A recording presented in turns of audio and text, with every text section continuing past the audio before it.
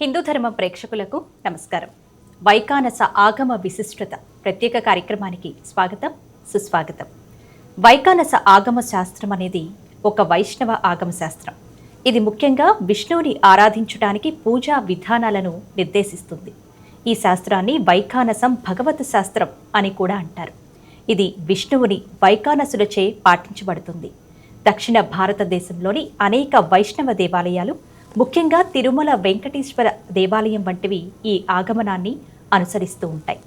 మరి ఈ కార్యక్రమం ద్వారా వైకానస ఆగమ శాస్త్రంలో ఆ తిరుమల వెంకటేశ్వరునికి ఎటువంటి కైంకర్యాలను ఏ విధంగా నిర్వహిస్తారు వంటి మరిన్ని విషయాల గురించి తెలియచేసేందుకు మనతో ఉన్నారు ప్రముఖ ఆధ్యాత్మికవేత్త శ్రీ తిరునగరి గోపీనాథ్ గారు. వారి మాటల్లో మరిన్ని విశేషాలు తెలుసుకుందాం. నమస్కారం అండి. నమస్కారం అండి. గోపీనాథ్ గారు, తిరుమలలో శ్రీ వెంకటేశ్వర స్వామి వారికి వైకానస ఆగమ శాస్త్రం ప్రకారం ఎటువంటి కైంకర్యాలు నిత్యం నిర్వహిస్తూ ఉంటారు అనే విషయాన్ని మాకు ప్రతి ఎపిసోడ్లో కూడా వివరిస్తూ ఉన్నారు. అందులో భాగంగానే నిత్యార్చన సంకల్ప విశిష్టత గురించి కూడా తెలియచేయండి ఈరోజు మాకు. తప్పకుండా.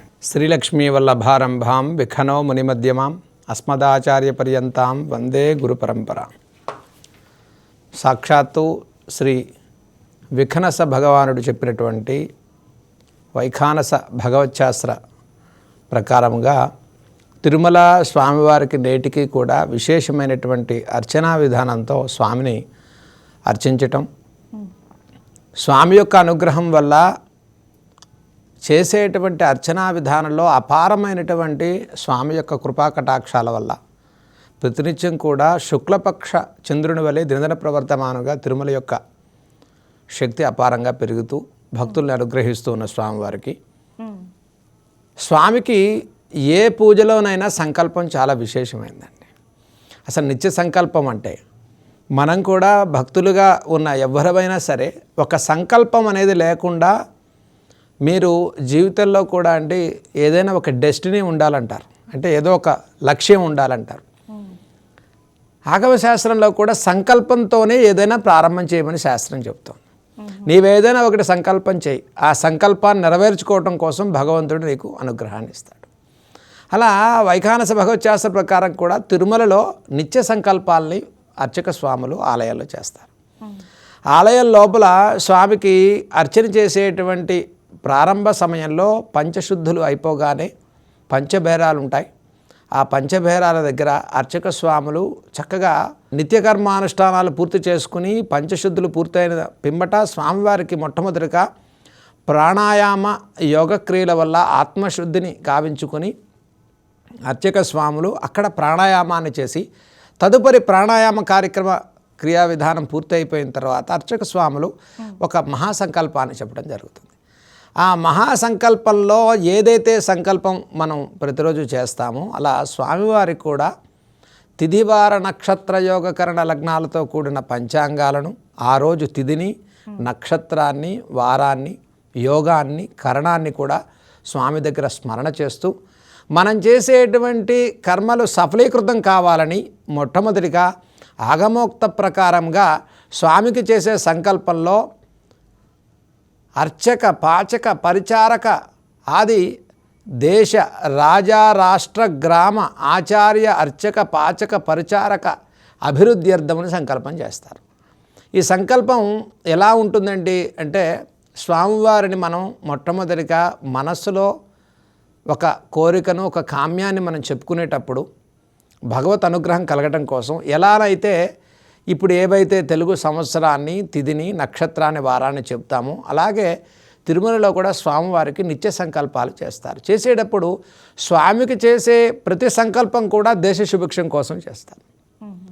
దాంట్లో స్వామివారికి మొట్టమొదటిగా ఆలయంలో ఉండేటువంటి అర్చక స్వామి, ఆలయాన్ని శుభ్రపరిచేటువంటి పరిచారకుడు, పాచకుడు దగ్గర నుంచి కూడా దేశాన్ని పరిపాలించే రాజు వరకు కూడా సమస్తమైన క్షేమాన్ని అందించాలని, అలాగే స్వామివారికి మనం చేయబోయేటువంటి సంకల్పంతో దేశ సుభిక్షం కావాలని, రాష్ట్ర సుభిక్షం కావాలని, స్వామివారు ఒక రాజాదిరాజుగా ఆయన సింహాసనాన్ని అధిరోహించి కలౌ వెంకటనాయక, కలియుగంలో శ్రీ వెంకటేశ్వరుడే మనకి రాజుగా ఉన్నట్లయితే స్వామివారికి మనం ఎటువంటి సంకల్పాన్ని చెప్పాలి అనేది వైఖానస భగవత్శాస్త్ర ప్రకారంగా శ్రీ విఖనస భగవానుడు స్వామివారికి ఒక మహాసంకల్పాన్ని చెప్పడం జరిగింది. ఆ సంకల్పంతో స్వామికి నిత్యం చేసే అర్చనా విధానంతో పాటుగా స్వామికి సస్యశ్యామలమైనటువంటి ప్రజల యొక్క, రైతుల యొక్క కష్టాలు, రైతుల యొక్క పంటలు బాగా చేతికండాలని, ప్రజల్లో అనిశ్చిత అనైతికత పోవాలని, భక్తిభావంతో పాటు భగవంతుని మీద తదేకమైన ప్రేమ, భగవంతుని కృపాకటాక్షాలు పరిపూర్ణంగా క్రిమి నుంచి సమస్తమైన జీవకోటి వరకు కూడా శ్రీ వెంకటేశ్వరుడు యొక్క అనుగ్రహాన్ని పొందాలని సంకల్పాన్ని చేస్తారు. ఈ సంకల్పంలో చతుర్విధ మోక్షాలు, సాలోక్య, సామీప్య, సారూప్య, సాయుధ్యములు కలగటం కోసం ప్రతిరోజు శ్రీరామనామాన్ని పలికేవారు, రామకోటిని రాసేవారు, ప్రతినిత్యం గృహంలో నిత్య దీపారాధన చేసేవారు, వారి విశ్వాసపూర్వకంగా భగవంతుని నమ్ముకునేటువంటి వారందరికీ కూడా ఈ సంకల్పం చాలా విశేషమైనదండి. అందుకని ఈ సంకల్పంలో గోత్రనామాల కన్నా దేశాన్ని, రాష్ట్రాన్ని, మండలాన్ని, జిల్లాను, అలాగే గ్రామాన్ని చేసేటువంటి అధికారుల దగ్గర నుంచి పనిచేసేటువంటి వారందరికీ కూడా సంపూర్ణమైన, సమానమైన, నిష్పక్షపాతంగా ఫలితాలు అందాలని ఆ దేవాది దేవుణ్ణి ఆయన సంకల్పం చేస్తారు. కాబట్టి ఇది అంత విశేషమైందండి. కాబట్టి తిరుమల శ్రీ శ్రీనివాస స్వామి వారికి జరిగేటువంటి అర్చన 6 కాలాల్లో జరిగే అర్చనలో కూడా దేశంలో సస్యశ్యామలమైన మంచి వర్షాలు సకాలంలో కురవాలి, ఏమండి, రాష్ట్రంలో మంచి పంటలు పండాలి, ప్రజలందరూ సుభిక్షంగా ఉండాలి, దేశంలో ఎటువంటి ఆపదలు కలగకుండా, అగ్ని ప్రమాదాలు కానీ, దేశంలో అనిశ్చిత కానీ, మరి ఇవన్నీ కూడా తొలగిపోవాలంటే స్వామికి మనం చెప్పుకోబోయే సంకల్పమే ప్రధానము. నీవేదైతే భగవంతుడి ముందు సంకల్పం చెబుతావో అదే భగవంతుడు మనకి అనుగ్రహాన్ని ఇస్తాడు. కాబట్టి ఆ సంకల్పం అనేటువంటి ఏదైతే నీవు చేసేటువంటి మనస్ఫూర్తికమైన విశ్వాసంతో నువ్వు చేసే ఆలోచన విధానమే నిత్య సంకల్పం. అదే శ్రీనివాసమూర్తికి శ్రీ వైఖానస భగవత్శాస్త్రంలో మహాసంకల్పంగా చెప్పబడుతుంది. ఆ మహాసంకల్పంతో స్వామికి చక్కటి విశేషమైన అర్చనా కార్యక్రమాన్ని ప్రారంభం చేసి, ఈ సంకల్పంలో ప్రాతకాల సంకల్పంలో ప్రాతకాలమని, ప్రభాతకాలంలో చేసే ప్రభాతకాలమని, మాధ్యాహ్నిక కాలంలో చేసే మాధ్యాహ్నిక కాలమని, అలా షట్కాల అర్చనలో కొన్ని విధానాలతో తిదివార నక్షత్రాల్లో మరి రోజులో ఆయా మార్పుల విధానంగా ఈ స్వామివారికి నిత్య సంకల్పాలను చెప్పడం జరుగుతుంది. ఈ సంకల్పంతో స్వామికి ధ్రువ, కౌతుక, ఉత్సవ, స్నపన, బలిబేరములు అంటే వీటిని పంచబేరములు అంటారు. ఉగ్ర శ్రీనివాసమూర్తి, అలాగే మలయప్ప స్వామివారు, ఇలా కొలువు శ్రీనివాసమూర్తి, ఇలా మూలస్వామివారు, ఇలా పంచబేరములకు స్వామి యొక్క శక్తి అపారంగా సంకల్పం చేత అర్చనా విధానాన్ని అర్చక స్వాములు తిరుమలలో ప్రారంభం చేసి స్వామి నుంచి వచ్చేటువంటి శక్తిని 4 రూపాల్లో 4 బేరాలకు ప్రసరింపచేస్తారు. మూల ద్రవబేరంతో కలిపి 5 బేరాలు. కాబట్టి ఆ ద్రవబేరం నుంచి వచ్చేటువంటి శక్తిని 4 రూపాల్లో విష్ణు, పురుష, సత్య, అచ్యుత, అనిరుద్ధులుగా స్వామివారి యొక్క శక్తిని ప్రసరింపచేసి ఆ సంకల్పం సిద్ధించడం కోసం నిత్యోత్సవం అనేటువంటి ఉత్సవంలో స్వామివారికి ఆ రోజు జరిగే ఉత్సవాన్ని నిత్యోత్సవం అని చెప్తాం. అలా నిత్యోత్సవ, పక్షోత్సవ, మాసోత్సవ, అయినోత్సవ, సంవత్సరోత్సవాలతో ఈ మహా సంకల్పం ఏదైతే ఉందో ఆ సంకల్పాన్ని నెరవేర్చుకోవడం కోసమే మనమందరం కూడా స్వామి మేము కళ్యాణం సంకల్పం చేసాం, స్వామి మేము అర్చన సంకల్పం చేసాం, స్వామి అష్టదళ పాదపద్మ పూజ మేము సంకల్పం చేసాం. ఆ సంకల్పం నెరవేరబడాలని స్వామిని మనం కోరుతాం. కోరికని మన స్వామి యొక్క రూపంలో అర్చనా విధానంలో ఒక నిత్య సంకల్పంగా మనం చెబుతాం.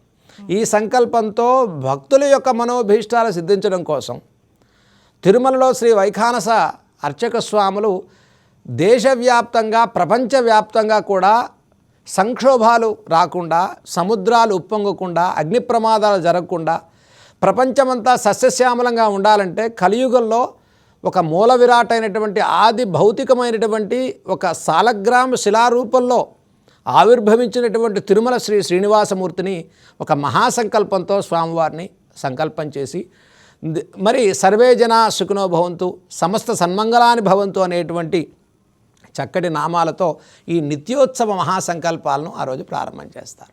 ఇది ఆ రోజు నుంచి ప్రతి సంకల్పంతో ఆయా ఉత్సవ కార్యక్రమాలు ప్రారంభమవుతాయి. అలాగే ప్రాతకాలం నుంచి షట్కాల ఏకాంత సేవ వరకు అన్ని సంకల్ప ప్రకారంగానే స్వామివారికి ఈ పూజా కార్యక్రమాలు ఆగమోక్త ప్రకారంగానే జరిపించబడతాయండి. గోపీనాథ్ గారు, శ్రీ వైఖానస ఆగమ శాస్త్రం ప్రకారం తిరుమలలో శ్రీ వెంకటేశ్వర స్వామికి నిత్యము అనేక రకాల సేవలు నిర్వహిస్తూ ఉంటారు కదా, వాటిల్లో ఒకటి తోమాల సేవ. ఈ తోమాల సేవ అనేది స్వామివారికి ఏ విధంగా చేస్తారు? ఈ తోమాల సేవ విశిష్టత ఏంటండి? తప్పకుండా, అంటే స్వామివారికి జరిగేటువంటి అన్ని సేవలలో తోమాల సేవ అనేది ఒక విశేషమైనటువంటి సేవా కార్యక్రమం. తోమాల సేవ అంటే ప్రాతకాల అర్చన. అంటే మన భాషలో స్వామివారికి ప్రభాతం అని అన్నాం ఇందాక. ప్రభాతం అంటే తెల్లవారుజామున సుప్రభాత సేవ తర్వాత జరిగేటువంటి అర్చన. తర్వాత తోమాల సేవ అంటే ప్రాతకాలం జరిగేటువంటి అర్చన. ఈ తోమాల సేవ అంటే ఇది ఒక తమిళ సాంప్రదాయం ప్రకారం చూసుకున్నట్లయితే చేతితో కట్టిన పూలదండ. తోమాల సేవ అంటే చేతితో కట్టిన ఒక పూలదండ అని అర్థం అన్నమాట. ఈ తోమాల సేవలో విశేషంగా స్వామివారికి ప్రతినిత్యం జరిగినట్టుగానే స్వామివారికి అర్చనా విధానం జరుగుతూ విశేషంగా జిఆర్ స్వాముల వారు శ్రీశైలేశ దయాపాత్రం ధీభక్త్యాది గుణార్ణవం అని ప్రారంభం చేస్తారు. జిఆర్ స్వాముల వారు స్వామికి ప్రబంధ సేవా కాలాలు సుస్వరంతో ప్రారంభం చేస్తారు. ఈ సమయంలో చేతితో కొంత తులసి తీసుకుని వైఖానస అర్చక స్వాములకు ఇచ్చి వీరు ఈ యొక్క దివ్య ప్రబంధ పారాయణలు ప్రారంభం చేస్తారు. ఈ తోమాల సేవలో స్వామివారికి విశేషమైనటువంటి దివ్య ప్రబంధాలను పాడి వినిపిస్తారు వైష్ణవ స్వాములు. అలాగనే ఈ తోమాల సేవ కార్యక్రమంలో విశేషం ఏమిటంటే స్వామికి జరిగేటువంటి షడుపచారాల్లో ప్రాతకాల అర్చనా సేవలో భాగంగా స్వామివారికి ఎప్పుడైతే ప్రాతకాల అర్చన ప్రారంభమైపోయిన తర్వాత ఈ తోమాల సేవా సమయంలో అర్చక స్వాములు కొంత స్వామికి విశేషమైన ఉపచారాలను మూలస్వాములకు ఇస్తారు. ఉపచారాలు అంటే పాద్యార్ఘ్య ఆచమనాలతో ధూపదీపాలను స్వామికి సమర్పిస్తారు. అప్పుడు ప్రబంధ సేవా కాలం వచ్చేసరికి స్వామివారికి ఈ జేరు స్వాములందరూ కూడా అక్కడ ఉన్నటువంటి అధ్యాపకులందరూ కూడా స్వామివారికి ఈ యొక్క తిరుప్పల్లి ఎలుచ్చి అంటారు. అంటే స్వామివారికి తిరుమంగై ఆళ్వార్ చెప్పినటువంటి కొన్ని పాసురాలను స్వామివారి దగ్గర సేవిస్తారు. అలాగే తిరుప్పావై పాసురాన్ని సేవిస్తారు. అర్చక స్వామి వేద మంత్రాలతో స్వామి యొక్క సన్నిధిలో ఈ యొక్క విశేషమైనటువంటి వస్త్రాలను విశేషమైనటువంటి ఉపచారాలను స్వామికి సమర్పిస్తూ ఈ తిరుప్పావై పాసురాన్ని, తిరుప్పలి ఎల్లుచ్చి అనేటువంటి పాసురాల్ని, అలాగే తిరుమంగై ఆళ్వారు చెప్పినటువంటి పాసురాల్ని, దివ్య ప్రబంధాలని స్వామివారికి వినిపిస్తారు. వినిపించిన తర్వాత ఈ సేవలో స్వామి యొక్క పంచమూర్తుల్ని ఇందాక మనం పంచబేరాలు అనుకున్నాం. ధ్రువ, కౌతుక, ఉత్సవ, స్తపన, బలిబేరాలు అన్నాం. ఈ 5 బేరాలకు విశేషమైనటువంటి పూలదండల చేత స్వామికి ఈ వైఖానస అర్చక స్వాముల్ని అలంకారం చేస్తారు. ఈ ప్రబంధ పాసురాలు పూర్తయ్యేసరికి స్వామి అలంకారాసనం అనేటువంటి ఒక ఆసనంలోకి వస్తారు. అలంకారాసనము అంటే స్వామిని చక్కగా అలంకారం చేసే ఆసనంలో దివ్య ప్రబంధ పాసురాలని స్వామివారికి సమర్పిస్తూ స్వామివారిని సేవిస్తూ సాక్షాత్తు శ్రీ తిరుమల శ్రీనివాసమూర్తి, కొలువు శ్రీనివాసమూర్తి అంటారు. వీరందరినీ పంచమూర్తుల్ని కూడా అర్చక స్వాములు విశేషంగా అలంకారం చేస్తారు. ఈ అలంకారాసనంలో తోమాల సేవలో భాగంగానే అలంకారాసనం కూడా జరుగుతుందండి. తోమాల సేవలో భాగంగా స్వామికి అలంకారాసనం అనేటువంటి ఆసనంలో వైఖానస అర్చక స్వాములు స్వామికి నూతన వస్త్రాన్ని, గంధాన్ని, యజ్ఞోపవీతాన్ని కూడా స్వామివారికి సమర్పిస్తారు. ఇక్కడ విశేషంగా అంజనం, ఆదర్శం, ధూపం, దీపం తదైవచ అంటే స్వామివారికి విశేషమైన కస్తూరి తిలకాన్ని కూడా స్వామివారికి అర్చనా భాగంలో సమర్పిస్తారు. కాబట్టి వస్త్రం యజ్ఞోపవీతంచ గంధానులేపన భూషణే పుష్పధామాంజనం దర్పం ధూపదీపో అర్ఘ్యమేవచ దశోపచారాన్ దేవస్య అలంకారాసనే తదేతత్ అంటే స్వామికి అలంకారాసనంలో విశేషంగా ఒక 10 ఉపచారాలు స్వామివారికి సమర్పించబడతాయి. ఆ 10 ఉపచారాలలో భాగంగా వస్త్రం ఒకటి, యజ్ఞోపవీతాన్ని స్వామికి సమర్పిస్తారు, దివ్యమైన గంధాన్ని స్వామికి సమర్పిస్తారు, ఆభరణాన్ని మరి స్వామివారికి అంటే స్వామివారి యొక్క ఆభరణాల్ని చక్కగా కౌస్తుభం, శ్రీవత్సం ఇటువంటి ఆభరణాల్ని ఆ ఆసనంలో సమర్పణ చేస్తారు. అట్లాగే పుష్పధామాల్ని స్వామివారికి విశేషంగా సమర్పణ చేస్తారు. అంజనాన్ని ఆదర్శం అంటే అద్దాన్ని స్వామివారికి చూపిస్తారు. చక్కగా స్వామివారికి అలంకారం ఎలా ఉందో ఆయన చూసుకునేటువంటి అద్దంలో ప్రతిబింబించేటువంటి స్వరూపాన్ని, ఆ దివ్యమంగళ రూపాన్ని ఆదర్శంలో చూపిస్తారు. విశేషమైనటువంటి సుగంధమైనటువంటి ద్రవ్యములతో స్వామికి ధూపాల్ని, స్వామికి దీపాన్ని, అట్లాగే అర్ఘ్యాన్ని, ఆచమనాల్ని సమర్పించి స్వామివారికి ఈ 10 ఉపచారాలను అలంకారాసనంలో విశేషంగా మూలస్వామికి సమర్పిస్తారు. దీన్ని మనం తోమాల సేవగా, ఈ తోమాల సేవ తదనంతరం కూడా స్వామివారికి దర్శన భాగ్యాన్ని భక్తులకు స్వామివారు కల్పిస్తారు. కాబట్టి శ్రీవారి సేవలలో, తోమాల సేవలో విశేషమైన పుష్పాలతో అలంకారం జరుగుతుంది. కాబట్టి ఒక్కొక్క రోజు ఒక్కొక్క రకమైనటువంటి అలంకారంతో స్వామిని సేవిస్తారు. కాబట్టి ఈ దివ్య ప్రబంధ పాసురాలను వింటూ స్వామివారికి అలంకారం చేసి ఆయా విశేషమైన ద్రవ్యముల చేత స్వామికి ఉపచారాలు ఇవ్వటమే ఈ తోమాల సేవలో చాలా విశేషంగా చెబుతాం. ఈ తోమాల సేవలో స్వామి దర్శనం చేయటం వల్ల రాముడుగా స్వామి, కృష్ణుడుగా స్వామి, వెంకటేశ్వరుడుగా స్వామి, మనం ఏ భావనతో చూస్తే ఆ భావనలో స్వామివారి దర్శనమిస్తారు. అందుకనే ఆ దివ్యమంగళ స్వరూపంలో ఆ తిరుమల వెంకటేశ్వరుని ఏ రూపం చూస్తే ఆ రూపమే మనసులో హత్తుకుపోయే విధంగా ఉంటుందట. అంటే మీరు శంఖచక్రాలు చూస్తూ ఉన్నారనుకోండి, శంఖచక్రాలే చూస్తారు. ఇంకా మళ్ళీ ఆయన కిరీటాన్ని చూద్దాం అనుకుంటే కిరీటమే చూస్తారు. ఆయన ముఖవర్చస్సు చూద్దామంటే ముఖాన్ని చూస్తారు. ఇంకా వేరేది చూసే అవకాశం ఉండదట. అందుకని ఈ 10 ఉపచారాలతో అర్చక స్వాములు చేసేటువంటి లోపల అలంకారం అత్యద్భుతమైనటువంటి అలంకారాసన అర్చనా విధానం. దీన్ని మనం తోమాల సేవగా భక్తులు స్వామిని సేవించడం, ఆ స్వామి యొక్క అనుగ్రహం చేత వేలాదిగా భక్తులు స్వామిని దర్శింపచేయటం ఈ సేవలో భాగంగా జరుగుతుంది. స్వామివారికి అర్చనలో భాగంగా ధూప దీపం తర్వాత స్వామివారికి హారతి అనేది ఎలా ఇస్తారండి? హారతి అనేది ఒక విశేషమైనటువంటి సేవ. అంటే సహజంగా కూడా హారతులు అనేక రకాలుగా మనం స్వామికి హారతి విశేషాలు చాలా మనం చూస్తూ ఉంటాం. అంటే ఏకహారతి, కర్పూర హారతి, నాగహారతి, అలాగే పంచహారతి, నక్షత్ర హారతి, కుంభహారతి ఏమండి, ఇలా అనేక రకాల హారతులు ఉన్నప్పటికీ కూడా వైఖానస భగవత్శాస్త్ర ప్రకారంగా స్వామివారికి అర్చనా విధానంలో ఇచ్చేటువంటి హారతి ఏదైతే ఉంటుందో అది ఈ హారతి చాలా విశేషమైన పుణ్యఫలమైందని చెప్తాం. సర్వలోక హితాయైక మన్యాద్గ్రామ సమృద్ధయే రాజాస్థాన సమృద్ధించ త్రిధా భ్రమణమాచరేత్ తద్దీప దర్శనాన్యోనాం మజోశ్రీ పుత్రవృద్ధయ. విష్ణు అర్చన విధానంలో స్వామివారికి విష్ణు అర్చనాసార సంగ్రహం నుంచి ఈ శ్లోకాన్ని మనకు చెప్పడం జరిగింది. దీంట్లో స్వామివారికి హారతులు ఇచ్చేటప్పుడు అందరం కూడా 3 సార్లుగా స్వామివారికి హారతి ఇస్తాం. ఈ హారతి మొట్టమొదటిగా మనం కర్పూరం మనం వెలిగించి స్వామివారికి హారతి ఇచ్చేటప్పుడు ఆయనకి ఎడమ కాలు కింద వైపు నుంచి స్వామివారికి హారతిస్తాం. అంటే మొట్టమొదటిసారిగా ఇచ్చేటువంటి ఒకసారి తిప్పేటువంటి హారతి ఏదైతే ఉందో దేశం మొత్తం కూడా సమృద్ధిగా ఉండాలి, రాష్ట్రమంతా సమృద్ధిగా ఉండాలి అని స్వామివారికి మొదటి హారతి యొక్క ఫలితంగా మనం చెబుతాం.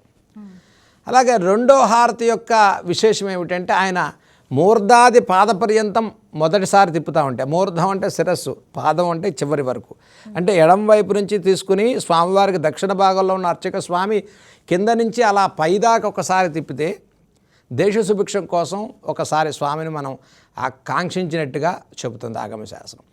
రెండవసారి నేత్రాది పాద పర్యంతం అంటే కళ్ళ దగ్గర నుంచి పాదాల వరకు రెండవసారి హారతిని స్వామివారికి సమర్పిస్తారు. ఇది ఏదైతే స్వామివారు ఏ గ్రామంలో ఉన్నారో ఆ గ్రామ క్షేత్ర సుభిక్షం కోసం స్వామివారికి రెండోసారి హారతిస్తున్నట్టుగా మనం చెప్తాం. అంటే అలా స్వామివారికి నేత్రముల దగ్గర నుంచి పాదముల వరకు తిప్పేటువంటి హారతిలో ఇప్పుడు స్వామివారు తిరుమలలో స్వామివారి క్షేత్రంలో ఉంటే తిరుమల తిరుపతి క్షేత్రంలో ఉండేటువంటి భక్తాదులందరినీ అనుగ్రహించడం కోసం రెండోసారి తిప్పుతున్నట్టు. అట్లా స్వామివారికి మూడోసారి హృదయం నుంచి పాద పర్యంతం అంటే ఆయన ముఖం కింద నుంచి ఏదైతే హృదయం వక్షస్థలం నుంచి కింద వరకు చూపిస్తే ఎవరైతే ఈ హారతి మూడోసారి హారతి ఇస్తారో మరి స్వామి యొక్క సంకల్పాలన్నీ నెరవేర్చడం కోసం, ప్రపంచమైనటువంటి సుభిక్షత కోసం, సస్యశ్యామలమైనటువంటి ఆయన రూపాన్ని దర్శించడం వల్ల మూడోసారి తిప్పేటువంటి హారతిలో ప్రపంచవ్యాప్తమైనటువంటి సమృద్ధి కలగటం కోసం మూడోసారి హారతిని ఇస్తారు. ఇలా స్వామివారికి 3 సార్లు తిప్పేటువంటి హారతి విశేషమైన ఫలితాలను ఇస్తుంది. అటువంటి హారతిని మనం దర్శించుకోవటం వల్ల స్వామివారికి అట్లే పుత్రపౌత్రాభివృద్ధి కలుగుతుంది, మంచి ఆయుష్ ఆరోగ్యాలు కలుగుతాయి.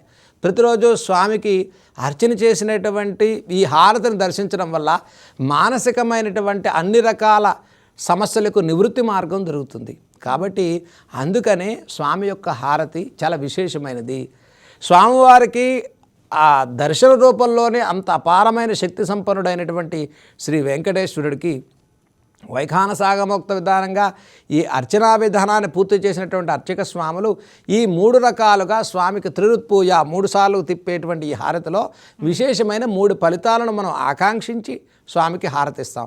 కాబట్టి అటువంటి హారతిని దర్శించడం వల్ల భక్తాదులకు కానీ సమస్తమైనటువంటి కామ్యములు నివృత్తి అవుతాయి. అది విశేషమైన హారతిగా మనం చెబుతాం. ఇంట్లో ఒక్కొక్క హారతికి ఒక్కొక్క ఫలితం మనం ఎలా అయితే ఉంటుందో నక్షత్ర హారతి అని మనం ఇస్తామంటే, నక్షత్ర హారతి అంటే 27 నక్షత్రాలతో 27 ఒత్తులతో కూడుకున్న హారతి ఇస్తారు. అలాగే హారతుల్లో చాలా రకాలు ఉన్నాయి. అయితే ఇప్పుడు మనకి ఈ స్వామివారికి ఇచ్చేటువంటి హారతి 3 రూపాల్లో 3 సార్లుగా ఈ హారతిని చూపించి స్వామివారికి అది మన భక్తులందరూ కూడా ఆ హారతిని దర్శనం చేసేటువంటి అవకాశం ఉంటుంది. గోపీనాథ్ గారు, స్వామివారికి చేసేటువంటి సేవలలో కొలువు సేవ గురించి వింటూ ఉంటాము. అలాగే యాత్రాసనం అని కూడా స్వామికి చేస్తూ ఉంటారు కదా. ఈ కొలువు సేవ ఏ విధంగా చేస్తారు, యాత్రాసనం అనేది ఏ విధంగా చేస్తారు, అంటే ఏమిటి? తప్పకుండా అండి. సాక్షాత్తు స్వామివారికి చేసేటువంటి అర్చనా విధానంలో ప్రాతకాలం నుంచి స్వామికి జరిగేటువంటి వైఖానస భగవత్యాస ప్రకారం జరిగేటువంటి అర్చనా విధానాల్లో మొదటి నుంచి షడాసనం అని మనం చెప్తున్నాం. షట్ ఆసనాలు అంటే 6 రకాల ఆసనాల్లో యాత్రాసనం అనేది ఒక ఆసనం అండి. అంటే ఇందాక మనం అలంకారం గురించి చెప్పాము, దాని అలంకారాసనం లాగా మనం అలంకారం గురించి అది చెబుతుంది. అలాగే యాత్రాసనంలో 5 విశేషమైన సేవలు ఉంటాయండి. ఈ ఆసనంలో స్వామివారికి కొలువు సేవ అంటారు. అంటే పంచభేరాలలో ఒక భేరం అంటే అమ్మవారిని కొలువు శ్రీనివాసమూర్తి అని తిరుమలలో ఉంటారు. కొలువు శ్రీనివాసమూర్తిని విశేషంగా మూలస్వామి దగ్గర ఒక ప్రత్యేకమైన ఆసనాన్ని వేసి కొలువు మండపంలో స్వామివారికి ఈ సేవ చేస్తారు. దీన్ని కొలువు సేవ అంటారు. దీంట్లో యాత్రాసన భాగంలోనే ఈ కొలువు సేవ జరుగుతుంది.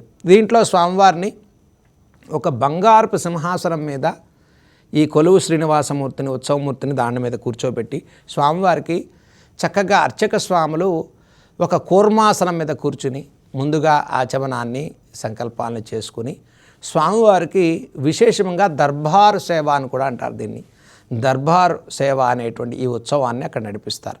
దీంట్లో విశేషంగా ఆంతరంగికంగా జరిగేటువంటి ఈ యాత్రాసన సేవలో స్వామివారికి 5 రకాల ఉపచారాలను విశేషంగా స్వామివారు సమర్పిస్తారు. దీంట్లో స్వామివారికి స్నపన మండపంలో కానీ కొలువు మండపంలో అని కానీ స్వామివారి విశేషంగా బంగారు ఆసనం మీద కూర్చోపెట్టి కొలువు శ్రీనివాసమూర్తి అమ్మవార్లిద్దరిని కూడా కూర్చోపెట్టి ఈ యొక్క కొలువు ఆసనం అంటే ఏదైతే యాత్రాసనాన్ని మనం దీంట్లో ప్రారంభం చేస్తారో, అయితే తిరుమలలో స్వామివారికి అక్కడ దివ్యదేశ ఆచారాల ప్రకారం స్వామివారికి ఈ యాత్రాసనం చేసేటువంటి సమయంలో ఒక 5 విశేషమైన ఉపచారాలను స్వామివారికి సమర్పిస్తారు. దాంట్లో స్వామివారికి మైసూరు మఠం వారు ఒక చామర కైంకర్యాన్ని చేస్తారు. అంటే స్వామివారిని ఆ బంగారపు ఆసనం మీద కూర్చోబెట్టడం, చామరంతో స్వామివారికి చక్కగా విసురుతూ ఉండటం చేస్తారు. ఆ విసురుతూ కూడా విశేషంగా అర్చక స్వాములు విశేషమైన మంత్రపట్నం ద్వారా స్వామివారికి చామరాన్ని సమర్పిస్తూ ఉండటం. దీంట్లో స్వామివారికి ఈ యాత్రాసనం అనేటువంటి దీంట్లో 5 ఉపచారాలని స్వామికి ఒక ధ్వజాన్ని, ఛత్రాన్ని, చామరాన్ని స్వామివారికి సమర్పిస్తారు. ఇలా ఒకటేమో స్వామివారికి స్తోత్రాల్ని స్తుతింప చేయడం జరుగుతుందండి. మొట్టమొదటి యాత్రాసనంలో 5 ఆసనాలు మనం చెప్పాం, 5 ఉపచారాలను చెప్పాం. దాంట్లో మొట్టమొదటి ఉపచారం ఏమిటి అంటే భగవానుణ్ణి విశేషమైనటువంటి స్తోత్రముల చేత స్వామివారిని స్మరణ చేయటం.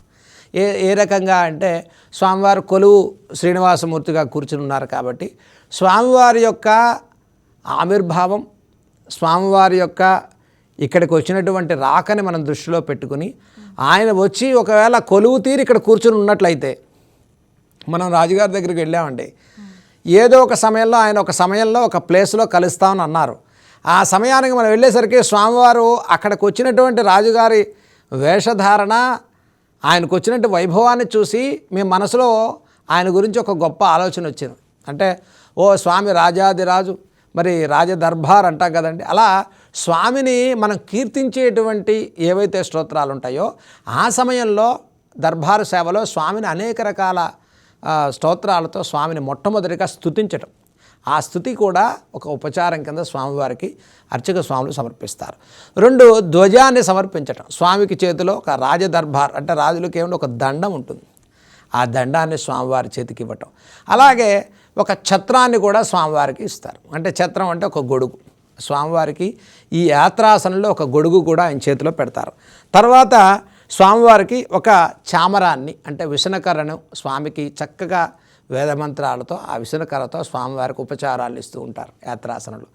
5 వాహన సేవ, అంటే స్వామివారికి ఆ రోజు హనుమత్ సేవ కానీ ఏ వాహనం అయితే ఆ రోజుకి మనకి చెప్పబడి ఉంటుందో స్వామివారి యొక్క అర్చనా విధానంలో, ఆ రోజు ఆ వాహనం మీద కొలువు శ్రీనివాసమూర్తిని 4 మాడవీధుల్లో తిప్పి తీసుకువస్తారు. దివ్యమైనటువంటి ప్రబంధ పాసురాలని స్వామివారికి సమర్పిస్తూ అధ్యాపకులు జీరస్వాముల వారు వారి చేతుల మీదుగా శ్రీ వైఖానస అర్చక స్వాములు ఈ యొక్క యాత్రాసనంలో భాగంగా స్వామికి 5 ఉపచారాలను సమర్పించి స్వామికి విశేషమైన స్తోత్రాలను సమర్పించి అక్కడి నుంచి చివరగా 5వ ఉపచారంగా వాహన సేవ చేస్తారు. ఈ వాహన సేవతో ఈ యాత్రాసనం అనేటువంటి ఉపచారాలు పూర్తవుతాయి. ఇక్కడ స్వామివారికి చక్కగా దివ్య ప్రబంధ పాసురాలను పాడటం, స్వామివారికి అక్కడ విశేషమైనటువంటి స్తోత్రాలని క్షమామంత్రాలు చెప్పి స్వామికి సాష్టాంగ నమస్కారాలతో ఈ సేవా కార్యక్రమం పూర్తవుతుంది. గోపీనాథ్ గారు, శ్రీ వైఖానస ఆగమ శాస్త్రం ప్రకారం తిరుమల శ్రీ వెంకటేశ్వర స్వామికి చేసేటువంటి నిత్యార్చన సంకల్ప విశిష్టత గురించి, స్వామివారికి చేసేటువంటి సేవల ప్రాధాన్యతను గురించి, ధూప దీప హారతుల విశేషాలను గురించి చక్కని వివరణనిస్తూ తెలియజేశారు. మాకు ధన్యవాదములు. సర్వే జన సుఖినో భవంతు. ఇదండి ఇవాల్టి వైఖానస ఆగమ విశిష్టత ప్రత్యేక కార్యక్రమం. తిరిగి మరో కార్యక్రమంలో మళ్ళీ కలుసుకుందాం. నమస్కారం.